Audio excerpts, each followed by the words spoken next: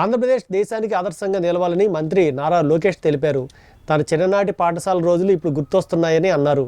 Bapatla municipal పాఠశాలలో parents మరియు టీచర్ల సమావేశం జరిగింది. బాపట్లలో మెగా పేరెంట్ టీచర్ సమావేశంలో సీఎం చంద్రబాబు, మంత్రి లోకేష్ పాల్గొన్నారు. పాఠశాల ఆవరణలో విద్యార్థులతో చంద్రబాబు, లోకేష్ మాట్లాడారు. తల్లిదండ్రులు, విద్యార్థులు, ఉపాధ్యాయులతో చంద్రబాబు, లోకేష్ ముఖాముఖి నిర్వహించారు. ఈరోజు ఈ మెగా టీచర్ మన మెగా పేరెంట్ టీచర్ మీటింగ్ చూస్తే నాకు చిన్నప్పుడు నా స్కూల్ గుర్తొస్తుంది. అప్పుడు కూడా మాకు ఇట్లా పేరెంట్ టీచర్ మీటింగ్లు ఉండేది. మా అమ్మ వచ్చేది. అప్పటికే గౌరవ ముఖ్యమంత్రి గారు రాష్ట్రానికి టీచర్, అందుకే ఆయన ఎప్పుడు రాలేదు. బహుశా ఇది మొదటిసారి అనుకుంటా గౌరవ ముఖ్యమంత్రి గారు పేరెంట్ టీచర్ మీటింగ్ వస్తాం.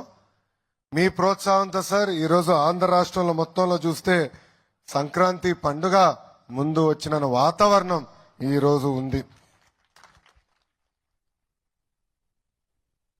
పిల్లల్లో నాకు దేవుడు కనిపిస్తారు. నేను ఎప్పుడూ పిల్లలను చూస్తే నాకు మా అబ్బాయి దేవాంశ్ గుర్తొస్తాడు. అందుకే నాకు ఎంత పని ఒత్తిడున్నా, పాదయాత్రలో కూడా కొంచెం ఆలస్యంగా నడుస్తుంది కార్యక్రమం అనుకున్నా, పిల్లలు వస్తే మటుకు ఆగేవాడిని, వాళ్ళతో మాట్లాడేవాడిని, వాళ్ళతో ఆడుకునేవాడిని.